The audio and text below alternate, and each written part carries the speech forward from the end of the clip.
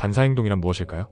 반사행동은 말 그대로 의식적으로 생각하거나 계획하지 않고도 신체가 외부 자극에 즉각적으로 반응하는 행동을 말합니다. 예컨대 뜨거운 물건에 손이 닿았을 때 순간적으로 손을 빼는 행동, 눈앞에 무엇이 날아올 때 자동으로 눈을 감는 행동 등이 여기에 해당하죠. 이는 생존을 위해 우리의 몸이 섬세하게 설계된 본능적 시스템이라 볼 수 있습니다. 그러나 이 단순해 보이는 현상 뒤에는 인간의 복잡한 신경학적 메커니즘과 진화적 배경이 숨어 있습니다. 반사행동은 중추신경계와 말초신경계의 협력으로 이루어집니다. 외부 자극이 신체의 다양한 감각 수용기에 닿으면 이 정보는 즉각적으로 신경을 통해 척수로 전달됩니다. 이때 반사의 특이점은 소위 척수반사라고 불리는 메커니즘인데, 이 과정에서 뇌로 가지 않고 곧바로 자극이 처리된다는 점입니다. 다시 말해 시간이 오래 걸리는 의식적 사고 없이 신속하게 신체가 반응할 수 있도록 만들어진 구조인 것입니다. 이는 우리가 위급 상황에서 생존 가능성을 높이기 위한 인체 시스템의 기적 같은 기능이라고 할 수 있겠죠. 반사행동의 유래를 살펴보면 이는 오래전부터 생존 본능의 일부로 진화해 왔습니다. 과거 자연 속에서 살아가던 인간과 동물들은 자신을 공격하는 포식자나 기타 생명의 위협으로부터 더욱 빠르게 반응할 필요가 있었습니다. 예를 들어 맹수가 갑작스럽게 위협할 때 도망치는 행동의 기초 작업이 되는 것이 바로 반사행동인 것이죠. 또한 특정 반사행동들은 더 오래된 진화적 뿌리를 가진 원초적 행동에서 비롯되었는데, 이는 침팬지, 고양이 등 다양한 동물들에게도 여전히 존재하는 모습에서 확인할 수 있습니다.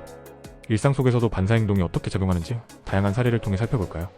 가장 흔한 예는 아기의 섞기 반사입니다. 태어난 지 얼마 안 된 아기가 손바닥을 건드리면 본능적으로 손가락을 쥐죠. 이는 본능적인 생존 반응의 일부로 부드러운 자극을 통해 무언가를 붙들어 안정감을 느끼는 습성이기도 합니다.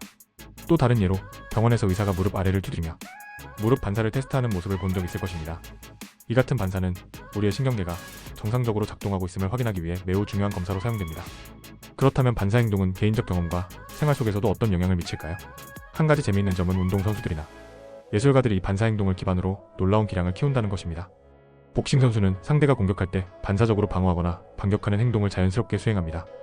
이는 반복적 훈련을 통해 본능적 반응이 더욱 정교해진 결과입니다. 또 피아니스트가 악보를 보면서 빠르게 손가락을 움직이는 것 역시 이러한 반사행동을 활용한 결과입니다. 결국 우리의 몸은 단순한 생존만을 위한 도구가 아니라 복잡하고 다양한 상황에서도 놀라운드한 형태로 진화해온 결과물이라 할 수 있습니다. 하지만 반사행동은 긍정적인 면만 있는 것이 아닙니다. 때로는 특정 상황에서 잘못된 반응으로 이어질 수도 있습니다. 예를 들어 놀랐을 때 무의식적으로 손을 뻗어 무언가를 붙잡으려다 오히려 사고를 유발할 수도 있죠. 그렇다면 이런 반사행동을 어떻게 더 효과적으로 관리하거나 발전시킬 수 있을까요? 첫째, 반복적인 훈련을 통해 특정 반응을 새롭게 생성하거나 개선할 수 있습니다. 특히 운동선수나 예술가들이 이 방법을 효과적으로 활용합니다. 둘째, 긴장을 해소하고 마음과 몸의 조화를 통해 불필요한 반응을 줄이는 연습도 중요합니다. 우리의 몸과 마음은 서로 놀라운 방식으로 연결되어 있기에 균형과 훈련 속에서 반사행동의 긍정적인 활용도를 극대화할 수 있습니다. 또한 특정 반사행동은 우리의 정서와도 연결될 수 있습니다. 예를 들어 누군가가 갑작스럽게 큰 소리를 내면 깜짝 놀라는 반응을 보이거나 예상치 못한 상황에서 몸이 움츠러드는 행동은 단순 신체적 반사일 뿐만 아니라 스트레스나 긴장 등의 심리적 요인과도 깊은 연관이 있습니다.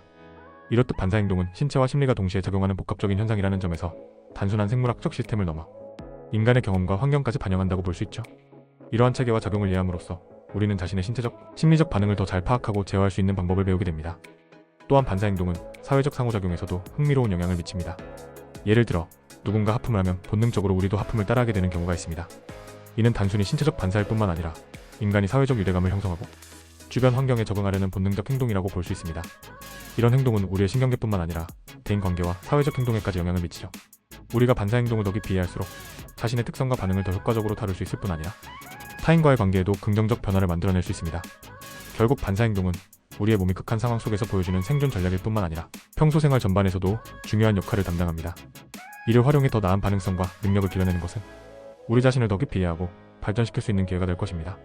더불어 반사행동이 단순 신경적 현상을 넘어 감정, 사회적 유대감, 학습 능력 등 다방면에서 영향을 미친다는 점은 우리 삶의 다양한 영역에서 이를 체계적으로 이해하고 활용할 이유가 충분하다는 것을 보여줍니다. COMPLEX